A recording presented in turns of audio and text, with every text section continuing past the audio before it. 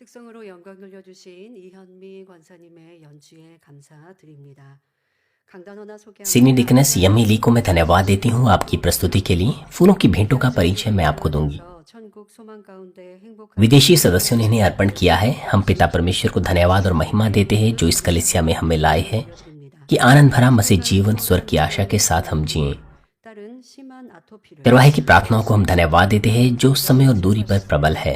물질의 मेरी बेटी गंभीर अटोपिक डर्मेटाइटिस से 아버지 하나님 चंगी हुई। के 영광 मैं और मेरे पति ने भी कई बीमारियों से चंगाई पाई और आर्थिक आशीषें पाई। 목자님 धन्यवाद हमारे पिता प्रभु को जिन्होंने हमें चंगाई दी, और चरवाहे को भी धन्यवाद जिन्होंने हमारे लिए प्रार्थना की। हम संपूर्ण हृदय से प्री एक्टिंग सीनियर पास्टर को भी धन्यवाद देते हैं जो अपने पूरे जीवन से चरवाहे के हृदय के साथ मानवीन की अगुवाई कर रही है, इस आशा के साथ कि 2022 में हम अपने हृदय का पवित्रीकरण करेंगे 사랑하는 성도 여러분 और चरवाहे के फल बनकर उभरेंगे। इसी आशा के साथ हम फूलों की भेंटों को अर्पण करते हैं। धन्यवाद। 탄식하는 मो습에 प्रिय भाइयों और बहनों, 보았습니다. पिछले सत्र में हमने देखा था कि किस प्रकार से 견딜 수 없는 अय्यूब 상황이자 자기의 생애를 दोष रहित होने के उस दिखावे को 부모와 자식 कैसे उसने प्रकट किया, क्योंकि अब वो और अधिक नहीं सह पा रहा था। और वो किस तरह से 이번 시간에도 अपने माता पिता को भी श्रापित करता है जिसने उन्हें जन्म दिया, उसे जन्म दिया, और परमेश्वर पर भी दोष लगाता है। 됩니다. आज के पाठ में भी अय्यूब लगातार कुड़कुड़ाता है, अपने दुख को, अपने शोक को प्रकट करता है, क्योंकि वो इतना हताश हो जाता है कि वो अपने शारीरिक विचारों में असत्य की बातें कह देता है। 일이 어려울 때, आज हम 괴로울 때요. हर उस शब्द को देखेंगे जो उसने बोला। 이게 지금 आपके क्लेश में, आपके कष्टों में आप जो भी कहते हैं, 편지를 알아야 합니다.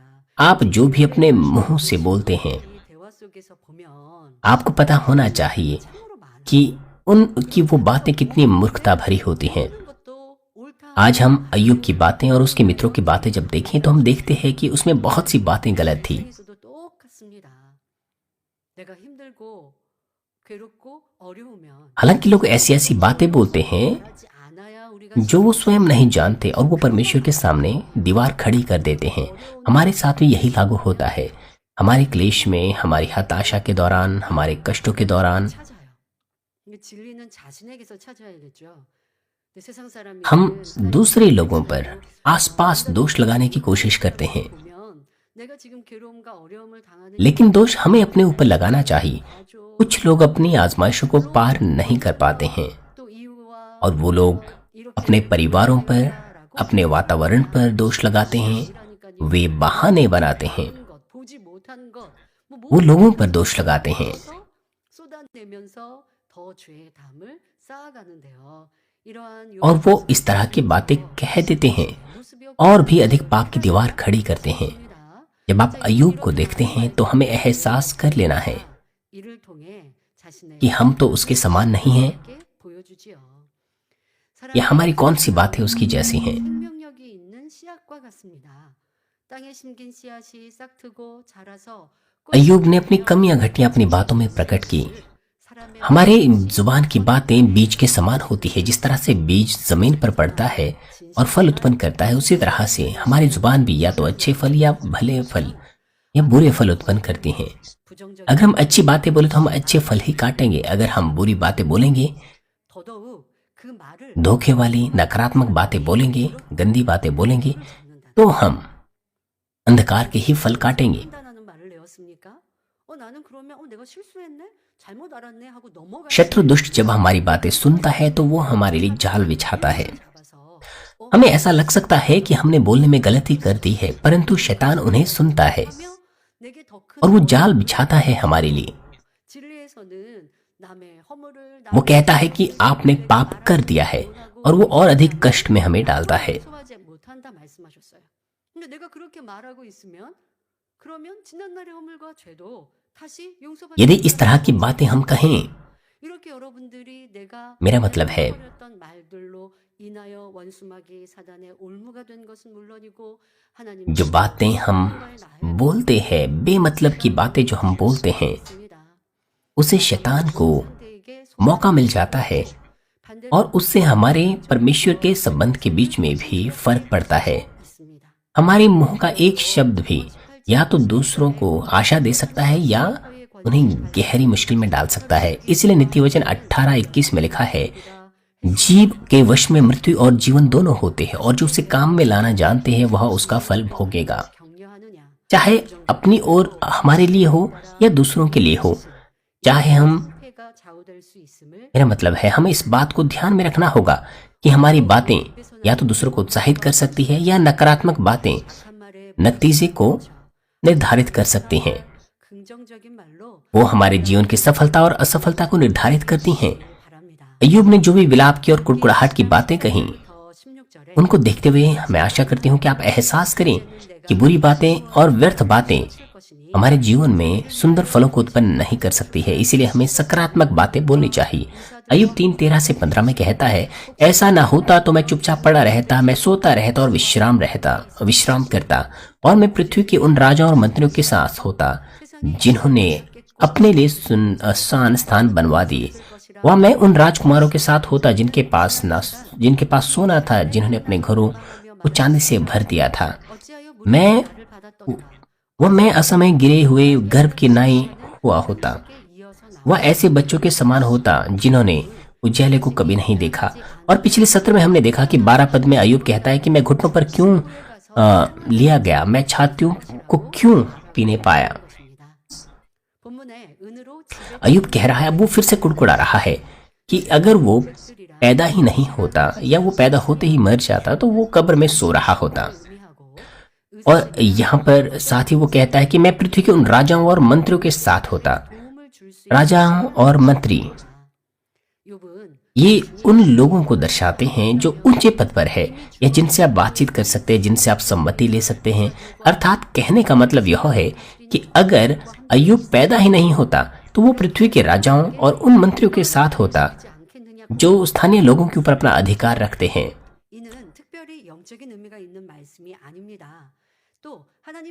और वो सब और वो जो मरकर कब्र में चले गए हैं। इन तमाम बातों में कोई आत्मिक अर्थ नहीं पाया जाता है। ये अय्यूब के हृदय की उस बुराई से निकलते हैं जिनका सत्य से कोई लेना देना नहीं।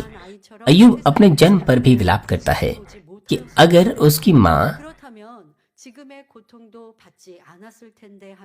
उसे जन्म ही ना देती तो वो संसार में आता ही नहीं और वो ज्योति ही नहीं देखता, और इस तरह से उसे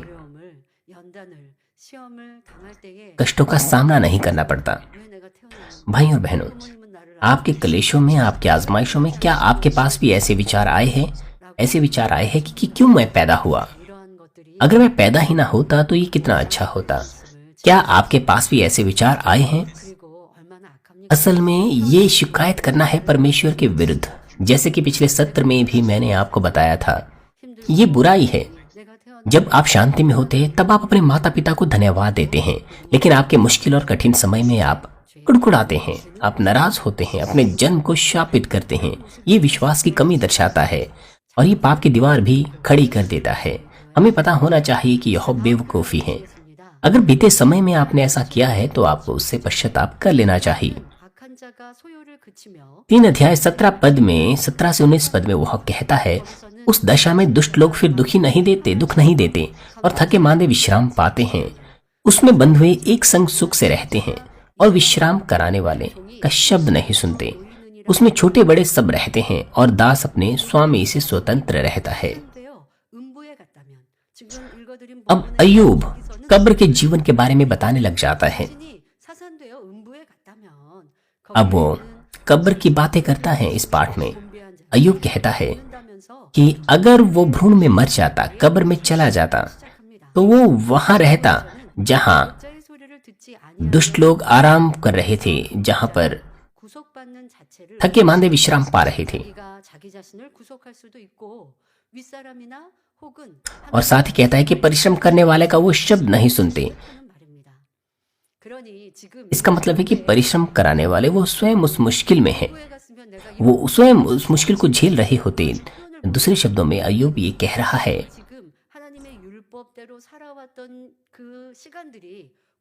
मेरा मतलब है वो कहता है कि वहां परिश्रम कराने वाले का शब्द नहीं सुनते, अर्थात उसके ऊपर कोई भी प्रतिबंध नहीं होता। दूसरे शब्दों में वो कह रहा है कि परमेश्वर का उसके ऊपर प्रतिबंध है। बीते समय में लोग परमेश्वर के लिए कार्य करते थे, परमेश्वर से प्रेम करते थे, लेकिन जैसे ही आजमाइशें आती हैं वे नाराज हो जाते हैं और वो कुड़कुड़ाने लग जाते हैं कि क्यों परमेश्वर के लिए हमें मेहनत से काम करना पड़ता है, कोई हमारे काम को नहीं पहचानता। ऐसा करने के द्वारा वो जो प्रतिफल उन्होंने अब तक एकत्र किए थे उन सभी को ढा देते हैं। और अय्यूब भी कहता है, अय्यूब भी प्रतिबंधों की बातें करता है।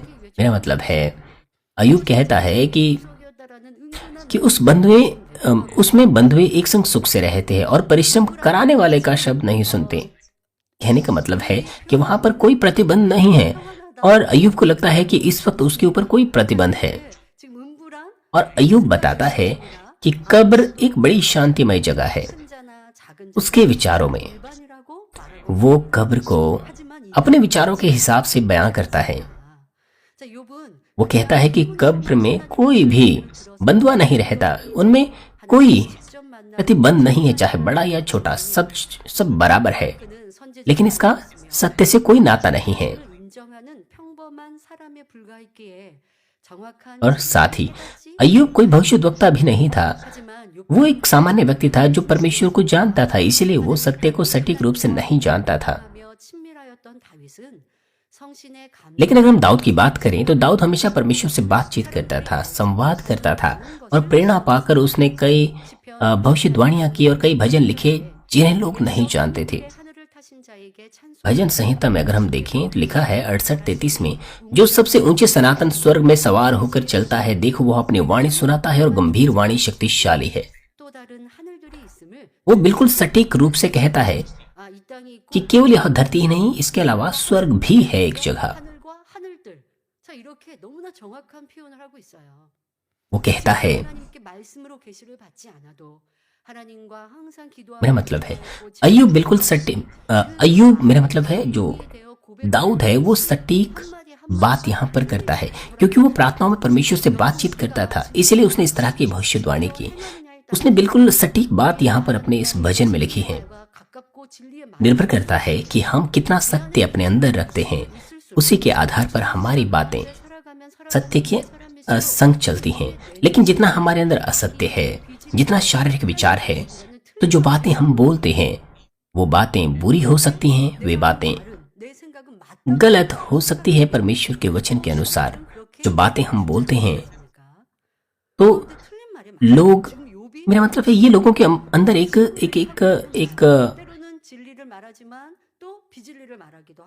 लोगों की प्रतिभा आप कह सकते हैं, या उनकी एक अपनी सक्षमता होती है कि वो अपनी बातों को सही मानते हैं।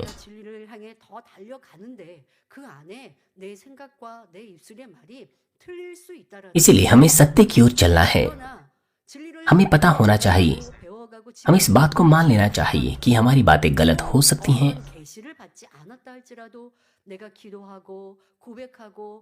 जिस तरह से दाऊद ने किया, भले ही परमेश्वर से उसने कोई प्रकाश प्राप्त नहीं की, परंतु जो बातें वो बोली, जो बातें उसने बोली थी वो सत्य के अनुसार सही थी।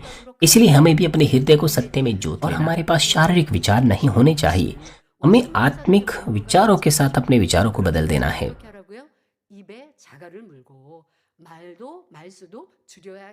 और ऐसा करने के लिए हमें अपने मुंह की रखवाली करनी है, हमें अपनी बातों को घटा देना है।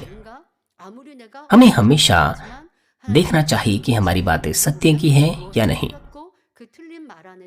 भले ही हमें हमारी बातें सत्य क्यों ना लगे, लेकिन सत्य के अनुसार वो गलत हो सकती हैं। और हमें पता होना चाहिए कि ये असल में आई कहां से हैं, ये बातें उमड़ी कहां से हैं। और हमें प्रार्थनाओं के द्वारा स्वयं को बदलने की कोशिश करनी चाहिए। केवल तभी हम जल्दी ही आत्मा के जन बन सकते हैं। दाऊद क्योंकि परमेश्वर से बातचीत करता था, इसलिए दाऊद की बहुत सी बातें सत्य के अनुसार थी। 17 पद में वो कहता है, भजन संहिता 9:17 में, दुष्ट अधलोक में लौट जाएंगे तथा वे सब जातियां भी जहाँ परमेश्वर को जो परमेश्वर को भूल जाती हैं। यहाँ पर दाऊद अधलोक की बात करता है और वो बिल्कुल सटीक बात करता है कि जो दुष्ट लोग हैं वो अधलोक में लौट जाएंगे। सब जातियां जो परमेश्वर को भूल जाती हैं, और साथ ही 16:10 में वो कहता है, क्योंकि तू मेरे प्राण को अधलोक में ना छोड़ेगा, ना अपने पवित्र भक्त को सड़ने देगा। दाऊद सटीक रूप से कहता है कि दुष्ट का अंत किस तरह से होगा।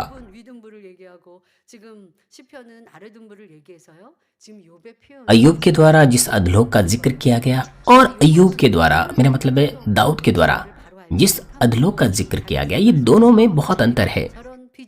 अय्यूब परमेश्वर से नहीं मिला था, वो सटीक रूप से सत्य को नहीं जानता था, इसलिए उसने उन असत्यों की बातों को अपने विचारों के हिसाब से बोला। सीनियर पास्टर ने हमसे मेरा मतलब है हमने सीनियर पास्टर से सीखा है कि एक ऊपरी कब्र है, एक निचली कब्र है। हम सटीक रूप से उसके अंतर को जानते हैं। 16 अध्याय में लूका के 16 अध्याय में हम एक भिखारी को देखते हैं जो जब वो मर गया तो वो ऊपरी कब्र में अब्राहम की गोद में गया, लेकिन जो निचली कब्र में धनी व्यक्ति गया वो वहां के दुख उस अग्नि में सह रहा था। यहाँ पर जहां अब्राहम की गोद में वो भिखारी आराम पाता है वो ऊपरी कब्र है, और वो जो धनी व्यक्ति जो आग में वहां पर दुख दर्द सह रहा है वो निचली कब्र है। इस प्रकार से भले और बुरे वो एक ही कब्र में नहीं जाते हैं, उन सभी को एक ही तरह का उपचार नहीं मिलता है। लेकिन अय्यूब कहता है कि चाहे कोई भला हो या बुरा हो, सब शांति में रहते हैं, वे सब एक ही जगह पर रहते हैं, परंतु ये सत्य नहीं है। विशेष रूप से निचली कब्र में जहां पाप करने वाले, बुराई करने वाले जाते हैं, वहां पर नरक के दूत उन्हें सताते हैं, अद्भुत सताते हैं। क्योंकि अय्यूब इस सत्य को नहीं जानता था, इसलिए पीड़ाओं के मध्य में भी जिसे वो गुजर रहा था, वो विलाप कर रहा था, कुड़कुड़ा रहा था, क्योंकि वो आने वाले जीवन के बारे में, यहाँ तक कि आने वाले जीवन के बारे में भी वो बातें कर रहा था जिसको वो अच्छे से नहीं जानता था। ऐसे बहुत से लोग करते हैं। अय्यूब 3 अध्याय 20 पद में लिखा है, दुखियों को उजियाला और उदास मन वालों को जीवन क्यों दिया जाता है? अपनी तमाम संपत्ति को, बच्चों को उसने खो दिया था, पूरा शरीर उसका कोड़ों से, मेरा मतलब पूरा शरीर फोड़ों से भर गया था। इसलिए वो परमेश्वर से नाराज था कि क्यों परमेश्वर ने मुझे जीवन दिया। आप स्क्रीन के ऊपर देख सकते हैं, इसमें वो मामले दिखाए गए हैं जिनको त्वचा रोग हुए हैं। ये जो रोग है ये नासामान्य नहीं है, ये बहुत भयानक नजर आते हैं। अय्यूब इस तरह की स्थिति में था।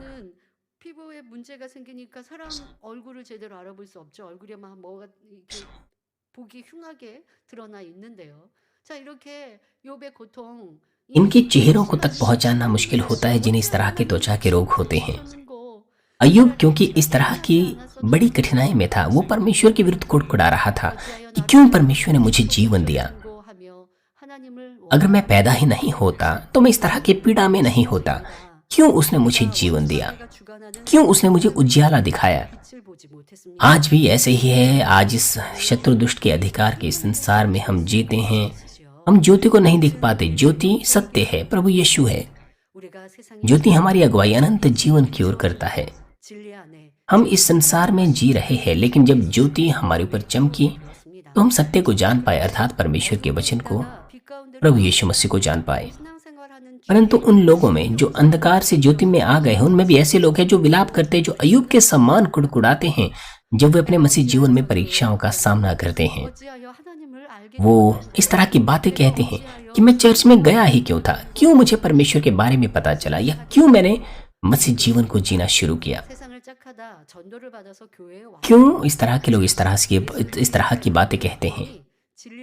उनके बीते जीवन में वे संसार में थे, मगर किसी की अगुवाई से वो चर्च आए, अर्थात वो यीशु मसीह के पास आए। उन्होंने सत्य को सीखा और सत्य उन्हें सिखाता है कि पाप और बुराई को दूर करो, संसार से दूर रहो। वे संसार से प्रेम करते हैं, लेकिन जब उन्हें कहा जाता है कि सत्य में चलने के लिए सारे सत्य को, संसारिक चीजों को दूर करो, तो उन्हें मुश्किल लगता है। किसी से बुराई, बैर रखना, उन्हें इन चीजों को दूर करना उन्हें मुश्किल लगता है। वो कुड़कुड़ाने लग जाते हैं, दुखित होने लग जाते हैं। लेकिन क्योंकि उन्हें दुख होता है इस चीज को लेकर, क्योंकि उनके अंदर इस तरह की चीज है, इसलिए उन्हें बोझ लगने लग जाता है। 사람들이 힘들다고 입술로 불평 원망하니 사단이 가만두지 मगर हम जानते हैं सत्य क्या है। हम जानते हैं कि यही अनिवार्य है। अगर वो इन चीजों को पार कर सकें तो वो जीवन प्राप्त करते हैं, लेकिन वो लोग संसार को दूर नहीं करना चाहते और शैतान इन मौकों को नहीं छोड़ता है। सांसारिक चीजें उन्हें अच्छी मनमोहक लगती है। जीवन प्राप्त करने के बाद उन्हें इस तरह की परीक्षाओं को पार करना चाहिए, मगर अगर वो संसार के द्वारा जीते जाते हैं तो वो संसार में पड़ जाते हैं। वो कलेश महसूस करने लग जाते हैं। पवित्र आत्मा उनमें विलाप करता है, शोक करता है, 하시는데 मगर क्योंकि वो संसार से प्रेम रखते इसलिए ईर्ष्या जलन वैर रखने लग जाते हैं। 없는 것입니다. 그러면 주님을 영접하여 और जब पवित्र आत्मा उनके अंदर शोक करता है, विलाप करता है, तो वो बोझ महसूस करने लग जाते हैं। 말씀을 듣는 जब सबसे पहले उन्होंने प्रभु को ग्रहण किया था तो वो खुश थे, आनंदित थे। इन चीजों को दूर करना उन्हें आसान लगता था, लेकिन अब वो बोझ महसूस करते हैं। मगर क्योंकि 나갈 수도 없. परमेश्वर की ज्योति उनके ऊपर पहले से ही चमक गई है, 진리 안에 살만한 능력과 믿음은 पहले से चमक गई है, वो सत्य को जानते हैं, इसलिए वो अब वापस संसार में नहीं लौट पाते हैं। भले ही उनका विश्वास इतना ना हो कि वो तमाम संसारिक चीजों को दूर कर सके, इसीलिए वो अब चिंता में आ जाते हैं। 좋았는데 하는 इसीलिए अब वो कुड़कुड़ाने लग जाते हैं कि सत्य में जीना तो इतना आसान नहीं है। क्यों मैं ज्योति में आया, क्यों मैं परमेश्वर के पास आया, मैं तो संसार में ही अच्छा था, बेहतर था। 야수의 성도들이 क्या आपने भी इस तरह से विलाप किया है? 있습니다. 지금 욥의 심정이 이와 비슷합니다.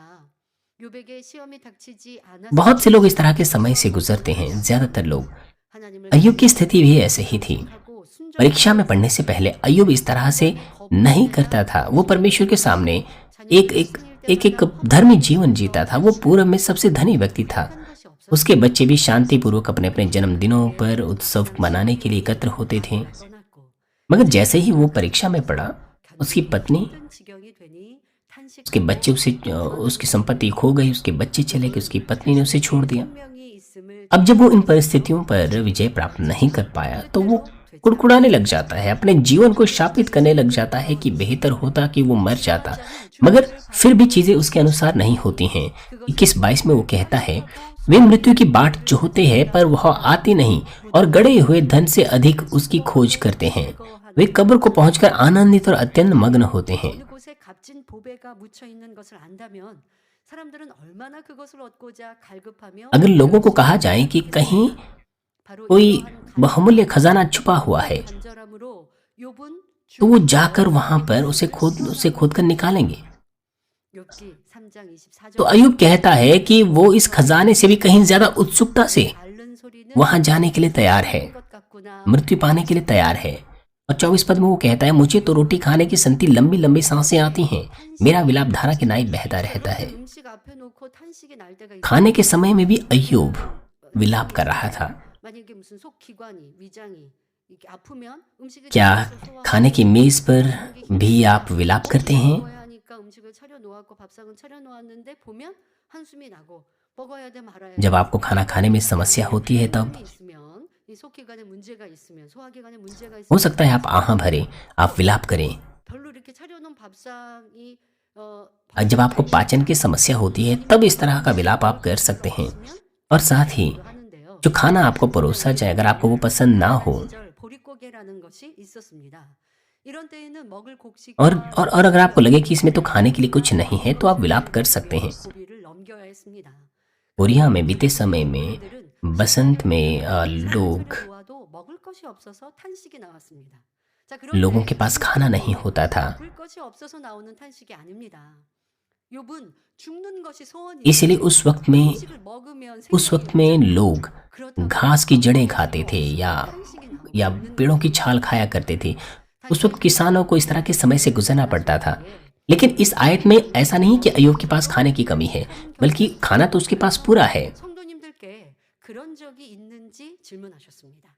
자, 여러분들에게 향한 질문입니다. लेकिन वो सोच रहा है कि भोजन को खाने से उसका जीवन लंबा हो जाएगा, उसका जीवन बढ़ जाएगा, और साथ ही साथ वो खाने को नकार भी नहीं सकता है, इसलिए वो विलाप कर रहा है। सीनियर पास्टर ने इस संदेश को हमें दिया है। उन्होंने हमें दर्शाया है कि लोग 세상을 짝하다 आत्मिक खाने को खाने के लिए विलाप करते हैं और 끊고 진리 안에 들어올 때 느끼는 탄식이었습니다. 그리고 उन्होंने हमारे सदस्यों को भी कहा है कि कहीं उन्होंने तो ऐसा नहीं किया। 듣고 신앙생활하는 우리 성도님들에게 하시는 질문이지요. 단에서 선포하는 생명의 말씀이 곧 영의 양식입니다. जीवन का वचन जो वेदी से प्रचार किया जाता है वो आत्मिक भोजन है। 왠지 구원받는 ये 것으로 सुसमाचार जो हम हमेशा सुनते हैं ये ना केवल हमें पवित्र करता है बल्कि सबसे महिमावान स्वर्ग स्थान की ओर ले जाता है जो कि नया यरूशलेम है। 잘 소화시켜 온전히 इस तरह का आत्मिक भोजन लेने के बाद हमें उसे अच्छे से पचाना चाहिए, उसे अपना बनाना चाहिए। 마음의 할례를 해 나가는 यदि हम 곧 जो वचन सुनते हैं उसे माने, 사람의 उसके अनुसार चले, अपने हृदय का खतना करें तो हम 많은 분들이 तुरंत ही, मेरा मतलब है हम सही रूप से उस आत्मिक भोजन को खा रहे हैं। 들으면 बहुत से लोगों को आनंद आता है, वो परमेश्वर के अनुग्रह से भर जाते हैं जब वो इस चर्च में आते हैं और परमेश्वर की सामर्थ्य को देखते हैं और वचन को सुनते हैं। फिर भी 이분들이 वो कहते हैं, 나는 이제 뒤에 이렇게 늦게 왔으니 मेरा मतलब है 어찌하나라고 안타까워하시면서 이 성결의 복음을 들을 때에 फिर भी वो कहते हैं कि परमेश्वर का ये वचन मुझे कहीं और क्यों नहीं सुनने को मिला, 시간이 और जो पहले आए वो उनसे जलन रखने लग जाते हैं। 고 말씀대로 हालांकि इस पवित्रता का सुसमाचार सुनकर वो आनंदित होते हैं, 들어서 행복하고 मगर फिर भी अगर वो अपने हृदय का खतना ना करें, चाहे कितना ही समय क्यों ना गुजरे और वचन के अनुसार ना चलें, 또내 안에 악이 तो जब उनका आनंद खत्म हो जाता है तो उनका 보여질 때 जो आनंद है वो भी खत्म होने लग जाता है और धीरे धीरे करके उनका मसीह जीवन 차라리 कठिन और कठिन होने लग जाता है। 몰랐더라면 다른 교회에서 편하게 और जैसे जैसे अपने पाप और बुराई के चलते उन्हें दोष महसूस होने लगता है तो उन्हें और भी मुश्किल लगने लग जाता है। फिर वो सोचते हैं कि अगर मुझे सुसमाचार का पता ही नहीं होता तो मेरा जीवन तसल्ली में होता और मानवीय चर्च में तो मैं पाप के विरुद्ध क्यों संघर्ष कर रहा होता। 성도가 되어집니다. 그렇게 신앙생활하다가 우리 교회 이 재단에 오셨고 이 선교의 복음을 들었을 때 내가 지금 मेरा मतलब है अगर मैं किसी और कलिसिया में होता तो मैं पाप के विरुद्ध इतना संघर्ष कर ही नहीं रहा होता।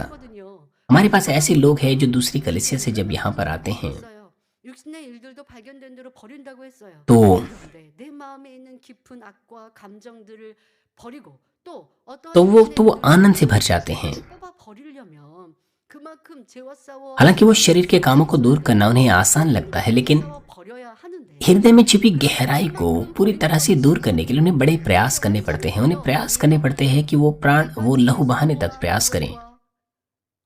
또 나를 쳐 किसी विशेष बिंदु पर तो इतना बिंदु तक या किसी विशेष बिंदु तक किसी विशेष सीमा तक तो इतना मुश्किल नहीं होता है, लेकिन उसके बाद वो कहते हैं कि मैं कब तक इस तरह का जीवन जीऊं, कब तक मैं इस तरह से अपने आप को नम्र बनाता जाऊं, कब तक मैं एक एक बेवकूफ की तरह जीवन जीता रहूं। 누가 나를 무시하는데 내 마음에 감정이 없을 बजाय इसके आपको आनंदित होना चाहिए, भले ही दूसरे आपको अनदेखा क्यों ना करें। अगर आपके अंदर दुर्भावना ना हो, मेरा मतलब है आपके अंदर दुर्भावना नहीं होनी चाहिए, लेकिन अगर आप अपनी ही बात पर जोर दें, अगर आप स्वयं को ना मार सकें, अर्थात आपको मुश्किल लगता है तब आप पवित्रता के सुसमाचार पर दोष लगाते हैं। और कुछ ऐसे हैं जिनको इस कलीसिया में अपना मसीह जीवन मुश्किल लगता है, कठिन जान पड़ता है। क्या इन वजह से आपने पवित्र आत्मा की भरपूरी, आप में से किसी ने पवित्र आत्मा की भरपूरी खोई है? यद्यपि वो पाप बुराई को दूर करना चाहते हैं, लेकिन जैसा वो चाहते हैं वो वैसा नहीं हो पाता, इसीलिए वो दुखी हो जाते हैं, परेशान हो जाते हैं। हमारे हृदय में दोनों चीजें पाई जाती है, सत्य भी है और असत्य भी है। जैसे कि रोमियो 7:24 में लिखा है कि मैं कैसा अभागा मनुष्य हूँ, मुझे इस मृत्यु के देह से कौन छुड़ाएगा। जब हम पवित्रता का सुसमाचार सुनते हैं तो हम अपनी बुराई को ढूंढते हैं। इस समय अगर हम धन्यवाद दें, आज्ञा पालन करें तो हम परमेश्वर का अनुग्रह पाएंगे। लेकिन अगर हम अनाज्ञाकारी हो जाएं, अपनी बात पर जोर दें, तो परमेश्वर का वचन हमें पालन करना मुश्किल लगेगा। ऐसा होने पर भी हम आत्मिक भोजन को नकार नहीं सकते हैं, ना ही चर्च को छोड़ सकते हैं। ऐसी स्थिति में हम फिर विलाप करने लग जाते हैं, जैसे कि अय्यूब ने किया। पवित्रता का सुसमाचार सुनकर, नए यरूशलेम का सुसमाचार पाने के बाद हम वापस संसार में तो नहीं लौट जाते हैं, नहीं लौट पाते हैं। और आत्मा से जब लोग भरे होते हैं वो अंगीकार करते हैं कि मेरे पास नई यरूशलेम की आशा है, मैं आगे बढ़ता जाऊंगा। परंतु जब उन्हें दर्शाया जाता है तो वो कहते हैं कि मैं तो स्वर्ग लोक में जाने से ही संतुष्ट हूँ। मैं तो एक सुविधाजनक मसीह जीवन जीना चाहता हूँ। ये प्रमाण है कि उन्होंने नए यरूशलेम की आशा को खो दिया है। उन्हें ये नहीं कहना चाहिए था कि मैं इससे संतुष्ट हूँ। अगर आप कहते हैं कि मैं संतुष्ट हूँ, मैं तो अभी तक इस चर्च में बना हुआ हूँ, इसका मतलब है कि आपने अपना विश्वास खो दिया है, बल्कि आपको आगे बढ़ते रहना चाहिए। आपको जब आपका मसीह जीवन मुश्किल जान पड़ता है तो आपको यह आयत याद रखनी चाहिए जो कहता है रोमियो 8:18, क्योंकि मैं समझता हूँ कि इस समय के दुख और कलेशुस महिमा के सामने जो हम पर प्रकट होने वाली है कुछ भी नहीं है। हम सभी लोगों को नई यरूशलेम की महिमा की लालसा रखनी चाहिए और जुनून से आत्मिक भोजन को खाना चाहिए। क्या आपको आपका मसीह जीवन मुश्किल और कठिन लगता है? नई यरूशलेम में हर कोई नहीं जा सकता है। आप सोचिए उन विश्वास के पूर्वजों के बारे में। उन्होंने क्या क्या किया नए यरूशलेम में जाने के लिए। वो अपने परिवार पर, मेरे अपने ही बात पर जोर नहीं देते थे। उन्होंने अपने परिवार के लिए भी जीवन नहीं जिया, केवल परमेश्वर की महिमा के लिए जिया। आप अंगीकार करते हैं कि आपको वहां जाना है। हाँ, हमें वहां जाना है क्योंकि आने वाला जीवन अनंत है। यहाँ तक कि इस धरती पर छोटे से जीवन के लिए भी हम अच्छा घर पाना चाहते हैं, लेकिन स्वर्ग के बारे में सोचिए। स्वर्ग में तो आप अनंत जीवन जिएंगे। आपको वहां पर एक बार जब घर मिलेगा तो वो हमेशा के लिए होगा। इसीलिए वहां जब हम जाए तो हमें पछताना नहीं चाहिए। वहां पर कई प्रकार के मुकुट है, कई प्रकार के कमरे, कई प्रकार की चीजें हैं, कई प्रकार के कमरे हैं जहां हम उन मुकुटों को जो हम पाएंगे वहां रखेंगे। कुछ लोगों को एक ही मुकुट मिलेगा, कुछ को कई मुकुट मिलते हैं। हमने चीजों को बहुत अच्छे से सीखा है, परंतु अगर हम प्रयास इस धरती पर ना करें, अगर हम केवल अपने खाने पीने में ही मन लगाएं, यदि हम संसारिक आनंद को पसंद करें और स्वर्ग की महिमा को छोड़ दें, तो जब हम स्वर्ग में जाएंगे तो हम बहुत पछताएंगे। क्या आप ऐसा चाहते हैं? क्या अब भी आप ये कहेंगे कि मैं तो स्वर्ग लोक से ही संतुष्ट हूं? तो इसका मतलब है कि आपने अपना विश्वास खो दिया है। अगर आपने खो दिया है तो आपको उन्हें पुनः पाना है। आपको वहीं नहीं रहना है जहां पर आप है, क्योंकि अंत में आप वो विश्वास भी खो सकते हैं। वो स्वर्ग लोक में जाने वाला विश्वास भी आप अंत में खो सकते हैं। 또한 이 성결의 복음과 같이 내 안에 깊은 악을 발견하여 주시는데 행복하고 기뻤는데 이런 복음 어디서 들을 수 있는가? 이 좁은 길 그래도 나는 행복해라고। कुछ ऐसे लोग थे जिन्होंने पवित्रता का सुसमाचार सुना और वो बहुत आनंदित हुए। वो कहते थे कि कहाँ हमें ये पवित्रता का सुसमाचार सुनने को मिलता। लेकिन कुछ समय बिंदु के बाद, कुछ समय गुजरने के बाद, एक निश्चित समय बिंदु पर उन्हें परमेश्वर के वचन पर चलना मुश्किल लग जाता है और अब उन्हें बोझ लगने लग जाता है। आपको प्रार्थना करनी चाहिए, आपको देखना चाहिए कि क्यों ऐसा हुआ है आपके साथ, और आपको मन फेर लेना चाहिए। इस तरह की मूर्खता भरी विलाप को आपको नहीं करना चाहिए। हमारा ये संकरा मार्ग, ये नई यरूशलेम का मार्ग है। हमें जुनून के साथ, आनंद के साथ इस मार्ग पर चलना है।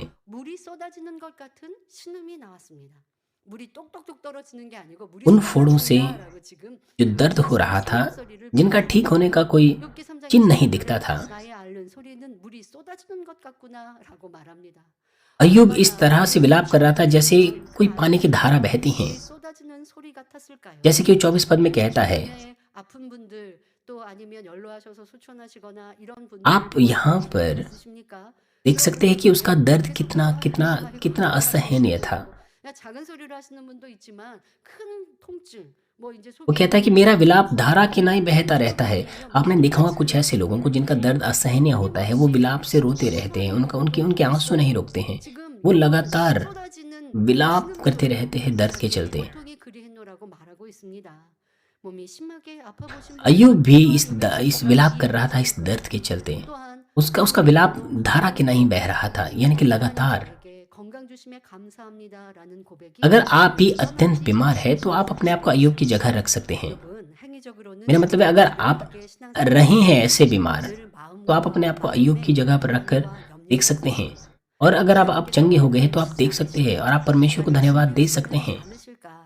혹시 내 자녀들에게 어떤 재앙이 임하지는 않을까 하는 अय्यूब एक अच्छा खासा जीवन जी रहा था, लेकिन उसके जीवन में 그가 두려워했던 대로 वो हमेशा किसी न किसी डर में जीता था 질병이 올까 कि कहीं 무서워했던 대로 कहीं उसके बच्चे कोई पाप तो नहीं कर रहे हैं। वो डर में जीवन जीता था और उसी डर के अनुसार उसके जीवन में आपदा आई। 두려워하는 것이 그것이 두려워하는 그것이 और 자기 अब उसके अपने शरीर में बीमारी आई और अब वो 25 पद में अंगीकार करता है, क्योंकि जिस डरावनी बात से मैं डरता हूँ वही मुझ पर आ पड़ती हैं, 진리 जिस बात से मैं भय खाता हूँ वही मुझ पर आ जाती हैं। 말씀하지 않았을 यदि सत्य का वचन साफ रूप से अय्यूब समझता तो वो परमेश्वर से नहीं डरता। 것과 प्रकाशित वाक्य 21:60 में लिखा है, 착한 जा들 पर डरपोकों और अविश्वासियों और घिनौनों और हत्यारों और व्यभिचारियों और टोन्हों और मूर्ति पूजकों और सब झूठों का भाग उस झील में मिलेगा जो आग और गंधक से जलती रहती है। यह दूसरी मृत्यु है। 말씀하셨습니다. जैसे कि कहा गया है, 사소한 거짓말 डरपोक अर्थात जो डरते हैं वे उद्धार प्राप्त नहीं कर सकते। यहाँ पर डर उस डर को नहीं दर्शाता है जो छोटे छोटे पापों से होता है, जैसे कि छोटा छोटा झूठ हो गया, छोटी छोटी कुड़कुड़ाहट हो गई। 여전히 ये वो डर है जिसमें लोग वचन के अनुसार जीने में इनकार करते हैं, संसार में चले जाते हैं, पाप और बुराई को करते हैं, परमेश्वर के वचन का तिरस्कार करते हैं। 때문에 오는 두려움과 욥이 가진 두려움은 근본적으로 다릅니다. इसलिए जो डर हमारे इच्छा से किए हुए पाप और बुराई से उत्पन्न होते हैं, सिद्धांतिक रूप से ये 깨닫지 못해서 오는 두려움이었습니다. अय्यूब के डर के समान ही है। अय्यूब का जो डर था उसके 남아 있어 बुराई के चलते ही वो डर उत्पन्न हुआ और प्रेम की सही समझ ना होने के चलते उत्पन्न हुआ। 하는 소망으로 바꿔 इसलिए अगर आपके हृदय में भी कुछ ऐसा डर है तो मुझे आशा है कि आप उस डर को तेजी से बदल दें और परमेश्वर को प्रसन्न करने वाली संतान बने। आप ऐसा कह सकते हैं कि मैं तो अभी भी सिद्ध नहीं हूँ, इसलिए मुझे डर है, 되어라고 하십니까? मेरे अंदर कमियां हैं, 아직 온전하지 못하여서 그런 अभी भी परमेश्वर के प्रति मेरे अंदर डर है। 있습니다만은 말씀드린 대로 하나님은 यहाँ तक कि आपके अंदर ऐसा डर है 모습 그대로 내 믿음이 작을 때는 लेकिन आप सिद्ध नहीं है। लेकिन मैंने आपको बताया है कि परमेश्वर प्रेम है। 모습을 사랑 आपके विश्वास के अनुसार, 아직 믿음이 작은데 너 왜 온전하지 못하니? भले ही आपका विश्वास कम है, लेकिन अगर आप अपने विश्वास के अनुसार जीवन जिए, थोड़ा थोड़ा करके बढ़ते जाए, तो परमेश्वर को आप प्रिय लगेंगे। परमेश्वर आपके ऊपर दोष नहीं लगाएगा। हमारे अंदर इस तरह का डर नहीं होना चाहिए। 어젯밤에 अगर आप सिद्ध नहीं हैं 이런 죄 버리기 위해 기도했는데 오늘 तो 살다가 आपको क्या करना चाहिए? आपको तेजी से 악의 모양이 나왔어요. निर्णय लेना चाहिए कि आप बदल सकें। 회개하고 돌이키면 돼요. हो सकता है आपको लगे कि आप तो वही पाप फिर से कर रहे हैं जो आप पहले करते थे, 근데 또 죄를 지었으니 내게 큰 화가 임하면 तो 어떡해? आपको पश्चाताप करना चाहिए। लेकिन आपको ये नहीं सोचना चाहिए कि मैंने तो वो पाप फिर से कर दिया है, 알면서 अब क्या होगा? 짐짓 क्या होगा अगर कोई आपदा आ पड़े? 그럴 때는 두려움을 가져야 해요. लेकिन अगर आप जानबूझकर पाप करते हैं सत्य को जानने के बावजूद भी, तो आपके अंदर डर होना चाहिए। 원인 죄에서 और अगर आपके पास इस प्रकार का डर है 돌이켜야 하겠습니다. तो आपको 요한일서 उस डर के कारण को हटा देना चाहिए, अपने मार्गों से मन फिरा लेना चाहिए। 사랑하는 자들아, 만일 우리 마음이 우리를 책망할 것이 없으면 하나님 앞에서 3 अध्याय 21 और 22 पद में हम देखते हैं, हे प्रियो, यदि हमारा मन हमें दोष ना दे तो हमें परमेश्वर के सामने हियाव होता है। 하시는 것을 행함이라 말씀했고, 잠언 26장 2절에 까닭 없는 저주는 참새에 떠도는 것과 और 26 अध्याय 2 पद में परमेश्वर कहता है, जैसे गौरैया घूमते घूमते और सुपे भेनी उड़ते उड़ते नहीं बैठती, वैसे ही व्यर्थ शाप नहीं पड़ता। 두려움이 없고 담대합니다. 또 각자 यदि हम वचन के अनुसार चलें 최선을 다해 तो परमेश्वर के सामने हमें कोई डर नहीं होता है। हमारे विश्वास के परिमाण में जब हम अपना उत्तम करते हैं वचन की इच्छा या वचन के अनुसार जीने के लिए, तो बिना किसी वजह के श्राप नहीं आता है। लेकिन अय्यूब साफ रूप से परमेश्वर का वचन नहीं समझता था, इसलिए वो ऐसा सोचता था कि परमेश्वर बिना वजह के उसे 바로 알지 못했기 때문에 하나님께서 सजा दे रहा है, 영적인 क्योंकि अय्यूब परमेश्वर को सही रूप से नहीं जानता था। 마음 중심에서 우러나오는 वो उस आत्मिक बलिदान को नहीं कर पा रहा था जो परमेश्वर को ग्रहण योग्य हो। 자신이 제사를 드리지 वो 않는 सच्चे प्रेम से 어떻게 बलिदान नहीं करता था जो उसके हृदय की गहराई से आते थे। बजाय इसके वो शारीरिक 두려움 속에 बलिदान करता था जो 제사여 उसकी चिंता और डर से 우리가 वो 신앙생활 करता था, ये सोचते हुए कि अगर 온전한 वो भेंटे वो बलिदान नहीं करेगा तो कुछ गलत उसके बच्चों के साथ हो सकता है 않으면 या उसके घराने में कोई विपत्ति आ सकती है।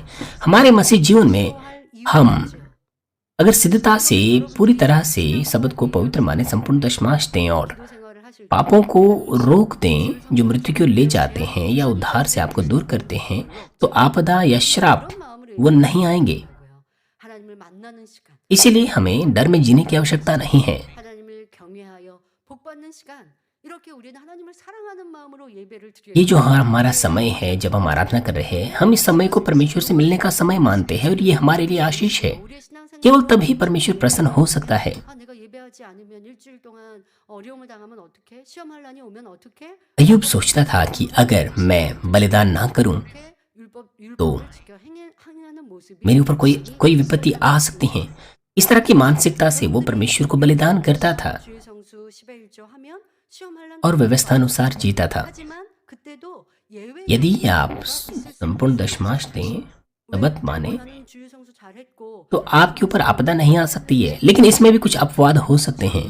आप में से कुछ लोग ऐसा कह सकते हैं कि मैंने तो शब्द माना, वचन के अनुसार जिया, लेकिन मैं आजमाइश और परीक्षाओं का सामना कर रहा हूँ।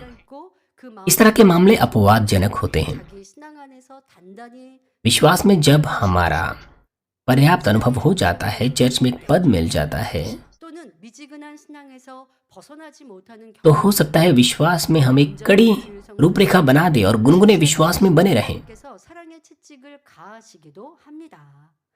이를 계기로 그의 단단한 तो फिर यहाँ पर हम मुश्किल का सामना कर सकते हैं, क्योंकि यद्यपि हम दशमांश ही क्यों ना दे, लेकिन प्रेम के चलते परमेश्वर आजमाइश या परीक्षाएं आने दे सकता है ताकि हम 담이 있는 것이 अपने उन कठोर रूपरेखाओं को तोड़ दें और अपने गुनगुने विश्वास से मन फिरा सकें। 형 시험이 왔다 하더라도 그 इस तरह के मामले में हालांकि हमारे विश्वास की मेरा मतलब पाप की दीवार बड़ी नहीं होती है, इसीलिए जब हम आजमाइश के दौरान तुरंत ही मन फिरा लेते हैं तो हमारी समस्या सुलझ सकती है और बीमारी ठीक हो सकती है। 하고 통해자복하며 लेकिन अगर हम मृत्यु की ओर ले जाने वाले पापों से 받기까지의 मुश्किल में आते हैं या कोई हमें बीमारी लगती है, तो उस तरह के मामले में केवल तभी जब हम निरंतर पश्चाताप करते अपने मार्गों से मन फिराते हैं, केवल तभी समाधान प्राप्त कर सकते हैं। ऐसी स्थिति में हमें परमेश्वर को थामे रखना पड़ता है, हमें मेल बलि देनी पड़ सकती है, हमें 더 많이 पूरी तरह से अपने मार्गों से मन फिराने के कार्यों को प्रकट करना पड़ता है और उसके लिए कहीं ज्यादा प्रयास लगते हैं। 준다고 했는데요. 그게 좀 다르다는 거예요. 사망에 이르는 죄나 어떤 그런 कई इस तरह के अलग अलग मामले होते हैं, मृत्यु की ओर ले जाने वाले पापों के मामले। 자기를 발견하지 못 छोटे छोटे पापों की अगर बात करें, मान लीजिए 주의 성수를 하고 आपका विश्वास रुका हुआ है, आप अपने आप को नहीं ढूंढ पा रहे हैं, आप संपूर्ण दशमांश दे रहे हैं, आप शब्द को भी मान रहे हैं, आप कोई बड़े पाप नहीं करते, परंतु आजमाइशों के द्वारा आप अपने आप को ढूंढ सकते हैं। 그럴 때 자기를 돌아봐요. किसी बीमारी के द्वारा, किसी प्रकार के दर्द के द्वारा, 어려움이 왔구나. 그럼 바로 불같이 기도해요. 그럼 문제가 바로 떠나가고 और 질병이 바로 치료가 इन दौरों के दौरान आप अपने आप को जान सकते हैं, अपने आप को पहचान सकते हैं। 하면 깨달았어요. अगर आप अपने मार्गों से मन फिराएं तो वो चीजें जल्दी ही आपसे दूर हो जाएगी। मगर अगर आपने मृत्यु की ओर ले जाने वाले पाप किए हैं, 가 있어요. 왜?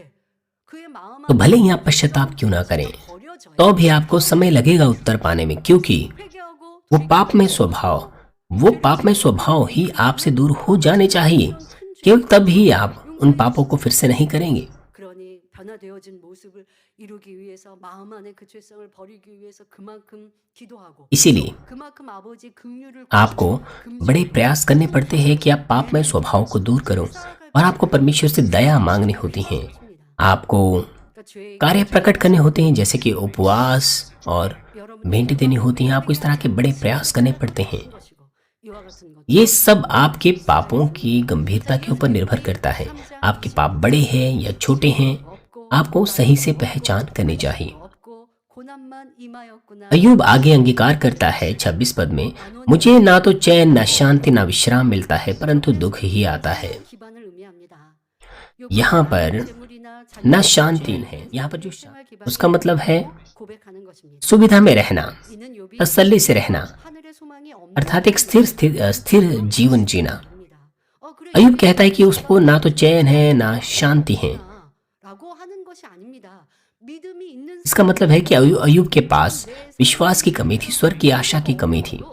अगर उसके पास विश्वास होता तो भले ही उसकी शारीरिक स्थिति मुश्किल ही क्यों ना होती, 자, 이전에 욥은 फिर भी वो 자녀 अपनी शांति नहीं खोता, वो बेचैन नहीं होता। 에 의지하여 평강과 안녕 बीते समय में अय्यूब आराम से रहता था, वो सुविधाजनक स्थिति में था, उसके पास तमाम शारीरिक स्थितियां जैसे कि उसके बच्चे, उसकी संपत्ति सब उसके पास थी। 욥의 신앙은 하나님이 이러한 축복을 주시고 इसीलिए 나는 하나님의 हमारा चैन, हमारी शांति हमारी शारीरिक शर्तों के आधार पर निर्धारित नहीं होती हैं, उन्हें परमेश्वर निर्धारित करता है। 신앙생활의 모습이었고 율법적인 신앙생활의 모습이었어요. अय्यूब 자, 하지만 진정 एक शारीरिक विश्वासी जीवन जी रहा था। 마음과 온전한 믿음을 이룬 사람 अगर सचमुच उसके पास आत्मिक विश्वास होता या आत्मिक जीवन वो जी रहा होता, अगर उसने सिद्ध हृदय, 힘들고 सिद्ध विश्वास प्राप्त कर लिया होता, 이것이 아버지가 तो 진정 원하시는 इस तरह की शारीरिक स्थिति में भी, मुश्किल में भी वो स्वर्ग की आशा के साथ इसे पार कर लेता।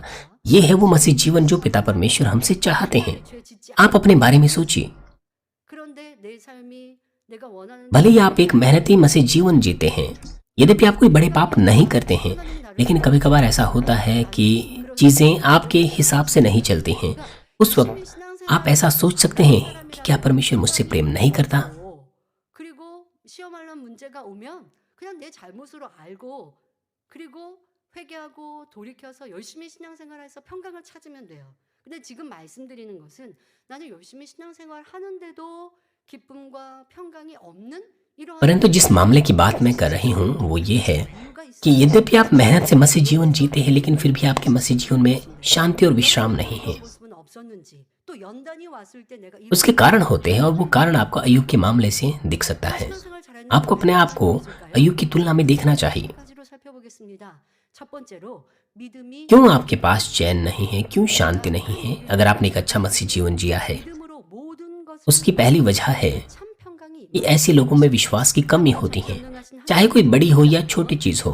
अगर वो परमेश्वर के हाथों में सौंप दें तो उन्हें तसल्ली मिल सकती है। अगर वो सर्वशक्तिमान परमेश्वर पर भरोसा रखें तो वो चिंता नहीं करेंगे कोई भी समस्या क्यों ना आए, क्योंकि वो परमेश्वर के हाथों में सौंप देंगे। 내가 하려고 하는 लेकिन क्योंकि वो खुद से करने की कोशिश करते हैं, खुद से योजना बनाने की कोशिश करते हैं, 식으로 고민되는 것이 तो उन्हें डर रहता है कि कहीं वो धोखा ना खाएं, कहीं वो असफल ना हो जाए। फिर उन्हें ये या वो चिंता हो जाती है। 내 अगर जब तक वो परमेश्वर पर भरोसा या विश्वास ना करे तो परमेश्वर तब तक उनकी मदद नहीं कर सकता। 방하는 것이 इसलिए वो लोग खुद ही संघर्ष करते हैं और अंत में उनकी शांति जाती रहती है, उन्हें कोई चैन नहीं मिलता। 전혀 없다라는 게 아니라 우리가 아는 것처럼 영적 यहाँ पर विश्वास की कमी का मतलब यह नहीं है कि आपके पास उद्धार के लिए ही विश्वास नहीं है। 것이죠. आत्मिक विश्वास, सिद्ध विश्वास, यहाँ पर जो विश्वास है वो सिद्ध विश्वास को दर्शाता है। 사라졌어요. आपके पास निश्चित रूप से उद्धार पाने का विश्वास है, लेकिन परीक्षाओं और आजमाइशों के दौरान आपकी शांति भंग हो जाती है। 그런 시험을 तो इसका मतलब है कि आपका विश्वास छोटा है 아, 내가 और आपको उसका कारण ढूंढना चाहिए। और इस तरह की परीक्षाओं के द्वारा आप अपने आप को देख सकते हैं 참마음 온전한 믿음을 강조하시는 거예요. कि मेरा विश्वास तो अय्यूब के जैसा है। 시험이 오고 연단이 오니까 इसीलिए सीनियर पास्टर ने हमसे कहा है, 이게 참 믿음. उन्होंने इस बात पर जोर दिया है 그럼 그 사람 कि हम सच्चा हृदय और पूरा विश्वास रखें। 흔들리는 갈대와 같이 이리저리 바람이 흔들리는 모습. भले ही 앞에 온전한 사랑을 받을 수 हमारे पास उस तरह का विश्वास अभी ना हो और हम उद्धार प्राप्त करने की स्थिति में हो सकते हैं, लेकिन आजमाइशों के दौरान हम भटक सकते हैं। 이러한 모습이 바로 हम सिद्ध आशीषें प्राप्त नहीं कर पाएंगे, हमारी आशीषें हमसे जा सकती हैं। 여러분들 신앙생활 ये सच्चा विश्वास नहीं है, ये आत्मिक विश्वास नहीं है। 충만함을 잃어버렸다면 आपको अपने आत्मिक जीवन को देखना है और देखना है कि 믿음으로 क्या 생각을 하지 못하여서다라는 것을 मेरा मतलब है, 하시면 되겠습니다. आपको अपने आप को देखना है। 신앙생활한다. अगर ऐसा है तो आपका विश्वास छोटा है, 번째로 하늘 आपके पास आत्मिक विचार नहीं है। और दूसरी वजह यह है कि ऐसे लोगों के पास स्वर्ग के राज्य की कोई आशा नहीं होती 생길 수가 없습니다. जब तक वो 물질에 대한 욕심, 명예욕, 권세, संसारिक, 자랑, 자존심, इस संसार की चीजों के प्रति 내 안에 अपनी रुचि को दूर ना करें तो उनके पास स्वर्ग की आशा नहीं होती।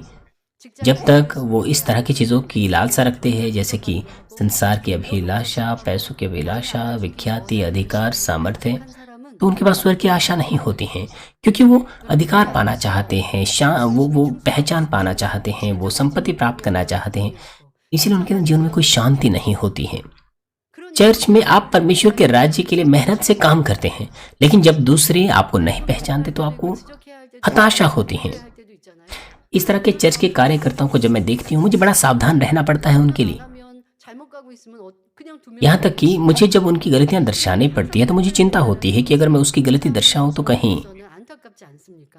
इसलिए मुझे बड़ा सावधान रहना पड़ता है उनकी भावनाओं को लेकर। 겉면을 받아도 편하지 않을 것이요 기쁘고 즐거울 것이요 자기를 더 발전시켜 나간다면 겉면하고 지적하는 것이 쉬워요. एक चर्च के लीडर होने के नाते मेरा दिल टूट जाता है, 믿음이 있기 लेकिन अगर कोई व्यक्ति अपने अंदर सुधार करे 부족한 것 डांट पाने के द्वारा, 모르고 तो उसके पास स्वर्ग की आशा होती है। 감사한가? 그리고 내가 더 발전돼 जब उसे डांटा जाता है तो ऐसा व्यक्ति धन्यवादी होता है। वो अपने आप को सुधारने की कोशिश करता है 달려갈 수 있으면 기쁨을 잃지 않습니다. और वो विश्वास करता है कि जब परमेश्वर उसे ताकत देगा या जब परमेश्वर उसे ताकत देता है तो वो कर सकता है। लेकिन अगर वो दूसरों से पहचान पाने की खोज करे तो जब उसे डांटा जाता है तो वो अपने चेहरे से शांति गायब कर देता है। वो मेहनत से काम करना छोड़ देता है और आत्मिक रूप से कोई सुधार उसके अंदर नहीं होता। 않다라는 것을 알아야 할 것입니다. उसके पास स्वर्ग की कोई आशा नहीं होती 그렇지 못하면 और वो स्वर्ग के प्रतिफलों पर भी कोई मन नहीं लगाता। 관계에서도 참 짐이 되는 거예요. 저 사람 칭찬해 주지 इसलिए वो लोग जो 챙겨서 칭찬해 नाराजगी अपने अंदर रखते हैं, 라고 한다면 그러면 이거는 사람 관계에서 상급을 잃어버릴 수 ऐसे लोगों को 알아주지 않아도 하늘나라에 ऐसे लोगों से हमें सुविधाजनक महसूस नहीं होता। भले ही दूसरे हमें ना पहचाने, लेकिन अगर हम मेहनत से काम करते रहें 동작을 받고 있는 거 तब भी जब दूसरे हमें ना पहचाने, 온갖 부귀영화를 다 누려보았던 हमें ऐसे लोग बनना है और ऐसे लोग बनने के लिए ही इस वक्त हमारी जुताई हो रही है। 헛되고 यहाँ तक कि सुलेमान भी, जिसने सब चीजों का आनंद इस धरती पर लिया था, जैसे कि महिमा, अधिकार, धन, संपत्ति, वो भी बाइबल में अंगीकार करता है, उपदेशा का यह वचन है कि व्यर्थ ही व्यर्थ ही व्यर्थ ही व्यर्थ है, सब कुछ व्यर्थ है। 못합니다. उस सब परिश्रम से जिसे मनुष्य धरती पर करता है उसको क्या लाभ प्राप्त होता है। 그때 누군가 나를 위로해 주면 쉽게 마음을 줍니다. कुछ लोग जब हताश और निराश होते हैं, 이렇게 편안해 मतलब है 누려라고 말하죠. 자, 시간이 지나 보세요. 그러면 또 그 कुछ लोग जब हताश और निराश होते हैं और ऐसी स्थिति में जब दूसरा व्यक्ति उन्हें तसल्ली देता है तो वो आसानी से अपना हृदय उन्हें देते हैं। 평강과 행복을 누리는 लेकिन 사람은 समय गुजरने के बाद उस व्यक्ति के द्वारा वो मुश्किल में आ सकते हैं। 없는 거예요. वो लोग जो शारीरिक तसल्ली पाने की, शारीरिक संपत्ति 단호는 या सांत्वना पाने की कोशिश करते हैं, वे सच्ची शांति प्राप्त नहीं कर सकते। 그것은 내가 믿음이 있고 शांति पिता परमेश्वर की ओर से आनी चाहिए, हमारे पिता की ओर से आनी चाहिए। 어느 누구도 यदि हमारे पास विश्वास है, स्वर्ग की आशा है, 사도 바울은 이 땅에서 사역하는 동안 तो इस तरह की शांति कोई किसी के द्वारा छीने नहीं जा सकते हैं। 곳곳을 다니고 प्रेरित पौलुस के पास 다가 온갖 고난과 कोई तात्विक संपत्ति, 그의 कोई शारीरिक प्रेम, 감사와 कोई बच्चे या कोई विवाह नहीं था उसका, मगर फिर भी वो यहाँ वहाँ यात्रा करता रहा, पवित्रता के मेरा मतलब सुसमाचार का प्रचार करता रहा। यद्यपि वो कठिनाइयों से और सताओं से गुजरा, मगर फिर भी उसने सुसमाचार का प्रचार किया। धन्यवाद और स्तुतियां उसके मुंह से बहती रहती थी। 하고 살았기 때문에 마음 भले उसे मारा गया, पीटा गया, जेल खाने में डाला गया, फिर भी वो परमेश्वर की स्तुति करता था, 여러분들에게 이런 평 क्योंकि उसके पास स्वर्ग की आशा थी, इसलिए उसके हृदय में हमेशा शांति थी।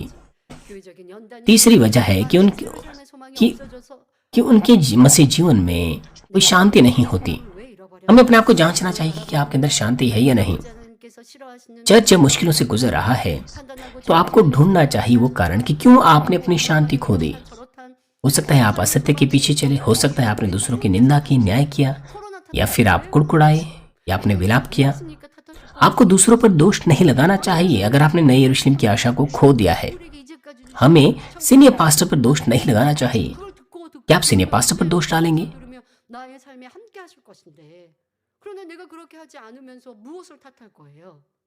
क्या 그렇게 आप- 탓하는 것이 지금 욥의 연단의 모습 속에 सीनियर पास्टर के ना होने पर दोष लगाएंगे?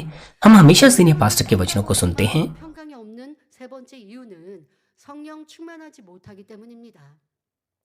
대부분 죄의 담이 있거나 तीसरी वजह 가운데 빠져 살거나 क्योंकि वो तसल्ली में नहीं रह पाते, क्योंकि उनके अंदर पवित्र आत्मा की भरपूरी नहीं है। 성령 충만해지고 अगर उनके पास पाप की दीवार हो, अगर वो शारीरिक विचारों से जीते हैं, प्रार्थना नहीं कर पाते हैं, तो ज्यादातर उनके पास पवित्र आत्मा की भरपूरी नहीं होती है। 내가 하나님 말씀 तो हम कैसे पवित्र आत्मा की भरपूरी पाएं? 지켜 행할 जब हम पापों से दूर रहते, सत्य में जीते हैं, तभी हम भरपूरी पा सकते हैं। 그런데 듣고 안 जब हम वचन के अनुसार जीते रहते हैं तो पवित्र आत्मा आनंदित होता है और हम आत्मा से भर जाते हैं। 하시니 성령 जब वचनों को सुने, वचनों को सीखें, अगर हम उसके अनुसार ना जिए तो हम पवित्र आत्मा की भरपूरी नहीं पाते हैं।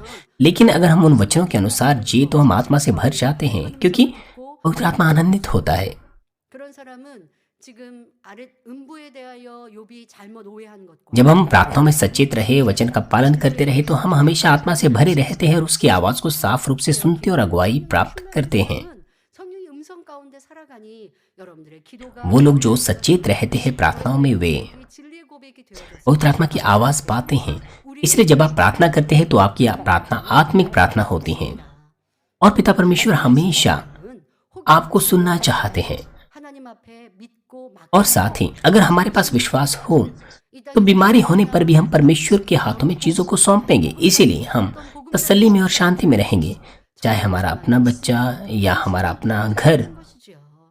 क्यों ना खोले, लेकिन फिर भी स्वर्ग की आशा के साथ हम 축복이 넘치고 विश्राम पाएंगे। 건강이 넘치고 내 환경과 조건이 좋으니까 जब आप आशीषों से उत्तरों से उमड़ जाते हैं, 삶의 문제가 해결되는 것이고 또 성령에 충만하고 믿음이 있고 천국 मेरा मतलब है केवल शारीरिक चीजों के चलते ही, मेरा मतलब है शारीरिक चीजों के लिए ही या शारीरिक चीजों के चलते ही हमें आत्मा से नहीं भर जाना है। 자 이렇게 चाहे हमारी शारीरिक स्थिति कैसी भी क्यों ना हो, 진리로 기준 삼으셔야 합니다.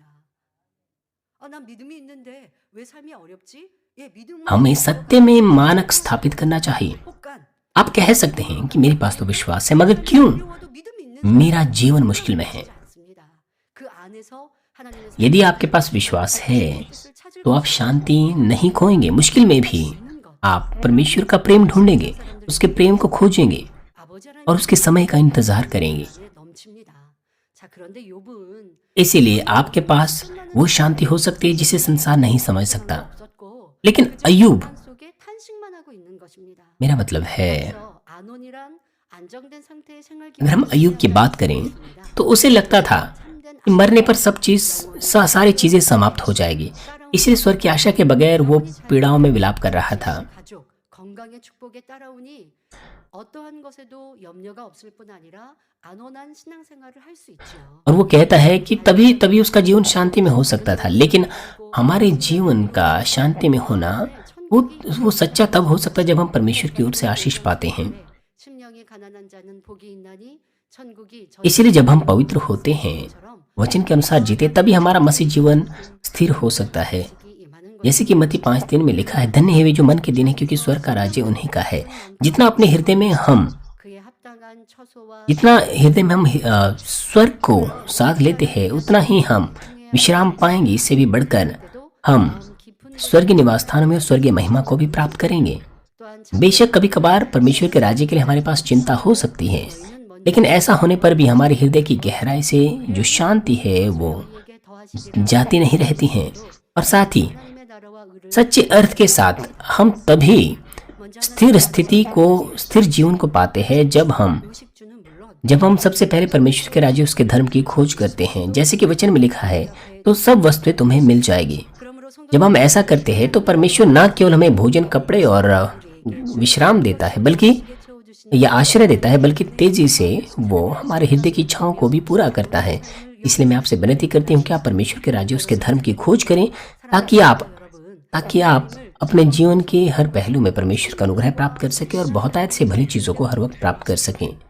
अगर हम परमेश्वर 18절에 का भय, 안에 두려움이 मेरा मतलब है अगर हम 온전한 사랑이 भय के साथ परमेश्वर की सेवा करते हैं तो उसका मतलब है कि हमारे पास सच्चा विश्वास नहीं है। जैसे कि 1 यूहन्ना 4:18 में लिखा है कि प्रेम में भय नहीं होता, वरन सिद्ध प्रेम भय को दूर कर देता है, क्योंकि भय से कष्ट होता है और जो भय दूर करता है वह प्रेम में सिद्ध नहीं हुआ। जो भय करता है वह प्रेम में सिद्ध नहीं हुआ। 하나님께서 아브라함에게 이삭을 번제로 받지 अगर हम परमेश्वर के वचन का पालन करें तो वो हमें उत्तर देता है। वो हमेशा हमें उत्तर देता है जो भी हम उसे मांगते हैं।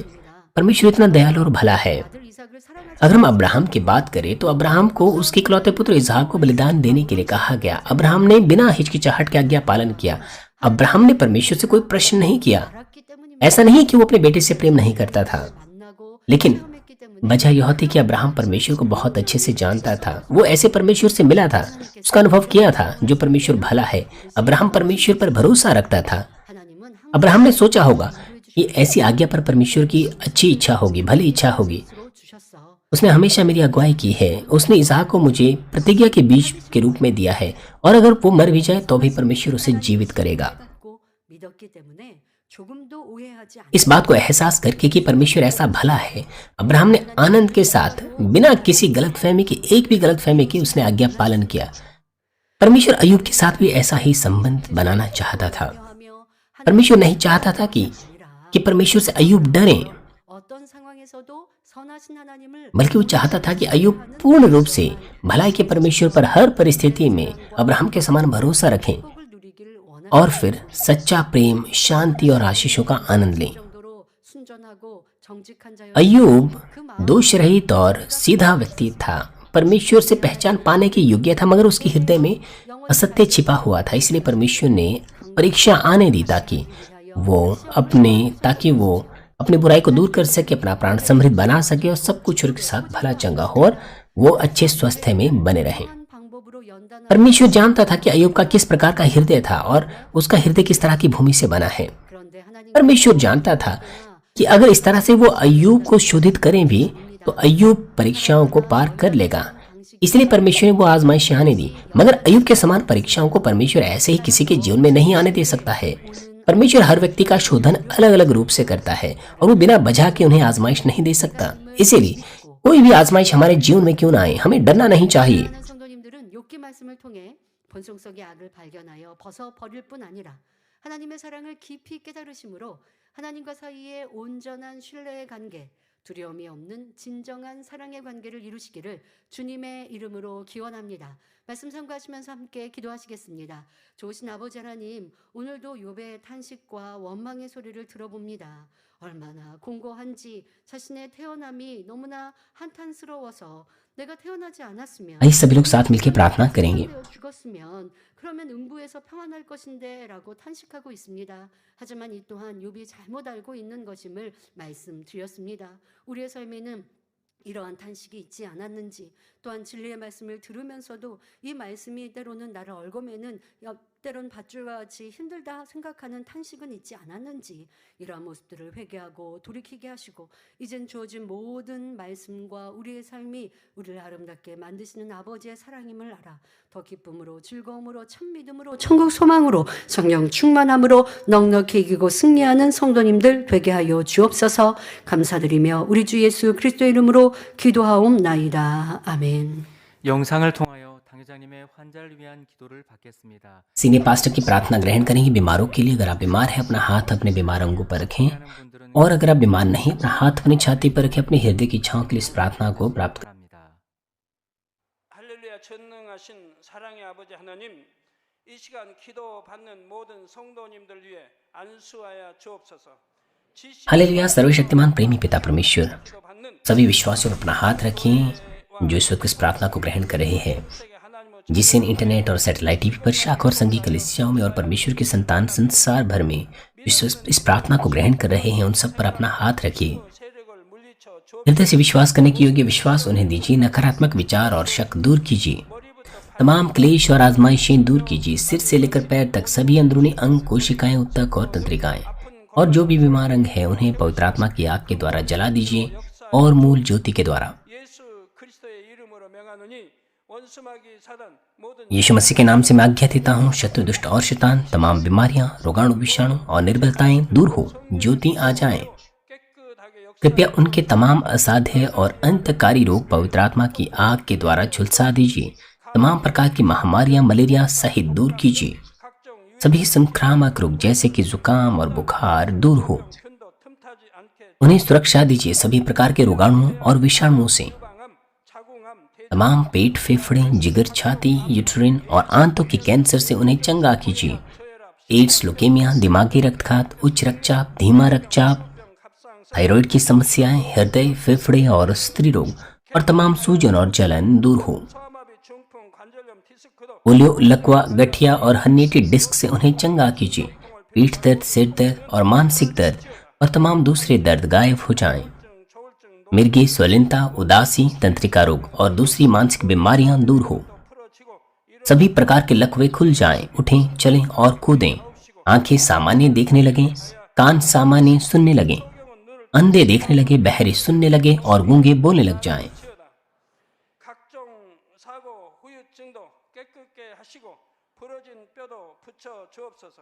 सभी प्रकार के दुर्घटना के दुष्प्रभाव से उन्हें चंगा कीजिए, उनकी टूटी हड्डियां जोड़ दीजिए, उन्हें जलन से ठीक कीजिए, जलन और दहन संवेदना उनसे दूर हो। पिता, कोई दाग वहां न रह जाए। 각종 약물 सभी प्रकार की नशे की लत से, जहर पदार्थ और उनके इस्तेमाल से साफ हो जाओ। मृत कोशिकाओं तंत्रिकाओं को फिर से जिला दीजिए, मृतकों को जिला दीजिए। 축복도 주시기를 원합니다. उन्हें गर्भधारण की आशीष दीजिए, आप गर्भधारण की आशीष प्राप्त करने पाएं। यीशु मसीह के नाम से मैं आज्ञा देता हूँ, शत्रु दुष्ट और शैतान, हवाओं के सामर्थ्य के शासक, अंधकार की बुराई की सेनाएं और उनके दास दूर हो।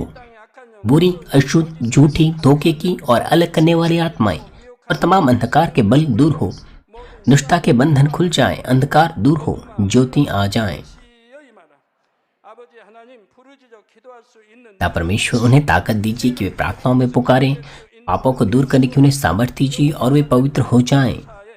जब उनका प्राण समृद्ध होता है, सब बातों में वे भले चंगे रहें और उनके परिवारों में सुसमाचार का प्रचार हो। 지켜주시고 सभी दुर्घटना और विपत्तियों से पूरे सप्ताह भर उन्हें सुरक्षा दीजिए और आशीष दीजिए कि एक समृद्ध जीवन बिना समस्या के वे जी सकें।